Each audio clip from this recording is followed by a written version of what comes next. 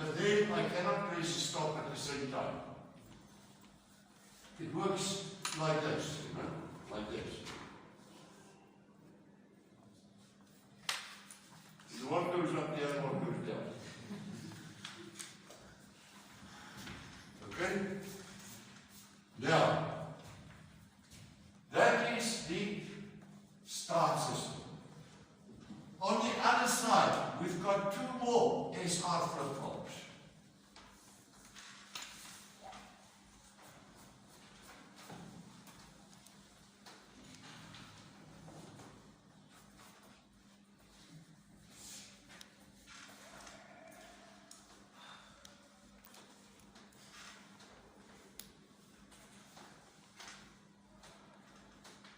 And people, when you buy it, it's one chip.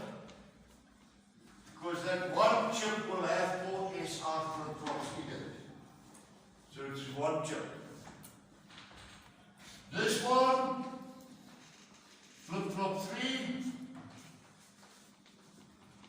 supplies the power for machine A. Flip-flop 4 supplies the power for machine B.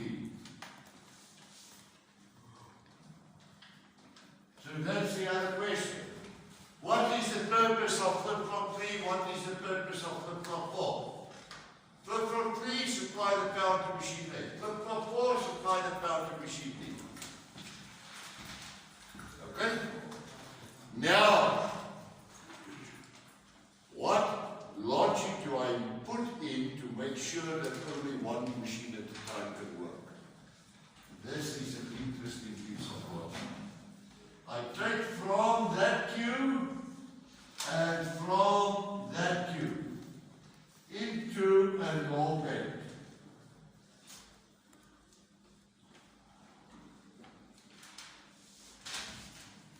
Let's just look at that. If no machine is working, then it is 0, 0, then the output is a 1. Do you agree? If there's 0, 0, 0, or 0 is 0, inverted is a 1.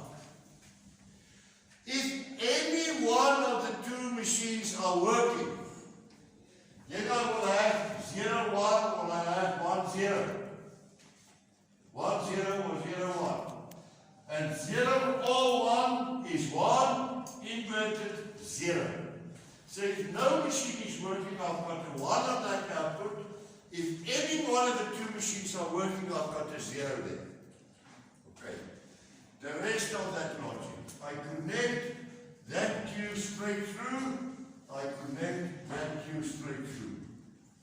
Now I put an AND gate here, which goes there, and the one input comes from there. I put another AND gate here. That goes to S, and from this queue is the one input. The other input of the NAND gates I take from here.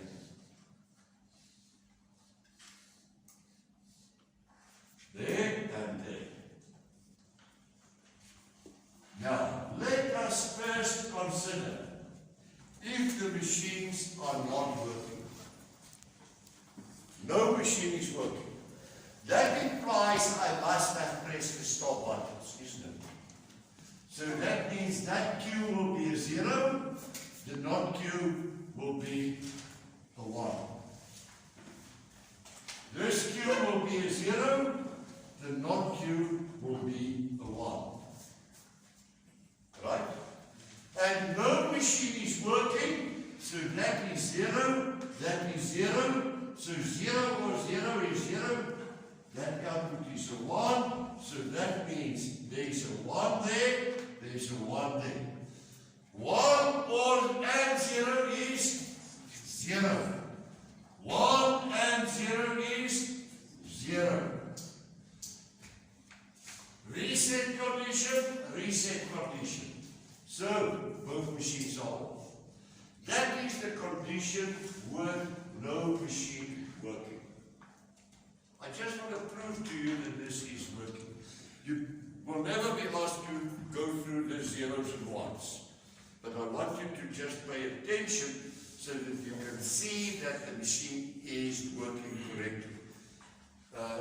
It is your machine, eh? Right. Which one do you want me to start first? A or B? A. Right. Let's press and release the start button for machine A. The moment I press it, I get 1, 0, which is set. So that changes to a 1, this changes to a 0. Right? Now I've got 1 and 1, which is 1. So now I've got 1, 0 on this profile, which is set. So that changes to a 1, and this machine switches on. The moment it switches on, then I've got 1, 0 here, which will change this to 0. So that means here, that will change to 0. 0 and 0 is still 0. This will change to 0. 1 and 0 is 0. So that is going back to 0. But 0, 0 is what? Hold. No change. So that machine is working. Okay? Now, I'm going to put the job into this machine and press the start button. Let's see what happens. I'm going to press and release the start button. The moment I press and release the start button, that goes to 1, that goes to 0. Right? 1 and 0, still 0. 0, 0, hold. The machine is not switching on. Because why? Because of this 0 here. That's why it's not switching on. You see it? Right. Now, machine A is working. I've pressed the start button on machine B. It's his machine. He must tell us when I can stop machine A.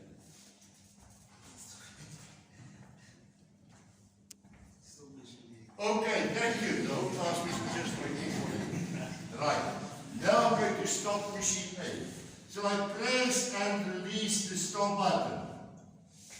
What happens? That goes back to 0. This goes back to 1. Right? 0, 0 is still 0. But now I've got 0, 1. Not 0, 0 anymore. I've got 0, 1, which is reset condition. So this machine switches off. The moment this machine switches off, I've got 0, 0. So that output changes back to 1. So that becomes a 1. That means this is a 1. Now I've got 1 and 1. That changes to 1. 1, 0, this machine switches on. And that changes to a 1, but 0, 1, it is still 0. So now machine B is working automatically. And it will keep on working until I press the stop button here. And if I press that start again, the moment this one is working, this is going back to 0, that is going back to 0, that is going back to 0, and that will prevent this machine from working if I press that start. So that is the next question. The first couple of questions was, what is the job of flip-flop 1, flip-flop 2, flip-flop 3, flip-flop 4? Very easy. Remember start or stop, put power on the outputs. The next question is, which part of the logic makes sure that only one machine at a time can work. Which part of the logic is that? The NOR gate and the two AND gates. That is a part of the logic that makes sure that only one machine at a time can work. Do you see that this control is going to be cheap to put in? Because I only need 2 chips. What 2 chips? One with flip-flops and the other one with NAND kits. Why do I say NAND kits?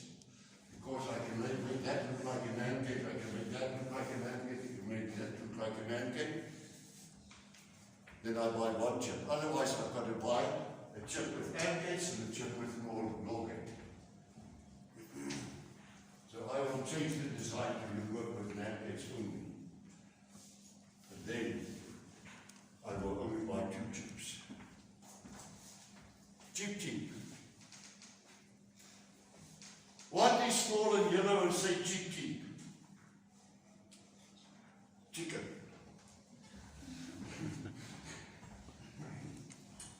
Okay. These are the only questions on the drawing. But I've got 2 other questions that I regularly ask. And I want you to listen very carefully now to the questions, because they're not in the book. You've got to think about this. I put the job here into this machine. Let's call it machine A. And I start. So machine A is working. Now I go to machine B. I put the job in, I press the start button. Will it start? No, because that one is working. But while I'm standing here, I see something is wrong. And I press the stop button. Okay? It didn't start yet, but I pressed the stop button. Now I go back and I see this machine is finished. And I press the stop button on this machine. What's going to happen on machine A? What's going to happen on machine B? What's going to happen on machine A? It will stop. What's going to happen on machine B? It will not start because I have pressed that stop. It changed over. Okay. So I can change that question. I say I start machine A, then I go to machine B, I press the start, I see something is wrong, press the stop, go back, stop that machine B. What's going to happen on both machines? The one that was running will stop, the other one will not start. Don't tell me it will stop because it wasn't running, it will not start. Okay? Now here is the last question, and think carefully about it. What is today? It's Friday, eh? And it's late afternoon. I put the job into this machine. I press the start. Now I go to this machine, I put the job in. But now I'm thinking about the weekend. The party we're going to have.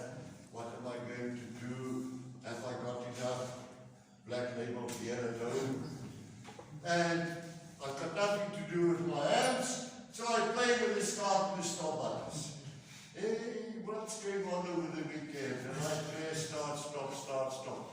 Because that's what people do if they are got nothing to do. They look for something to play with. So I play with the buttons, the start and the stop buttons. And now I say, oh, that machine is finished. If I come here, I press the stop. What's going to happen on this machine? What's going to happen on that machine? What's going to happen on this machine?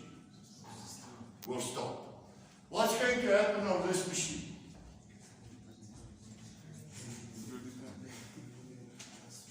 It will depend on which button did I press last. If the last one was the start button, it will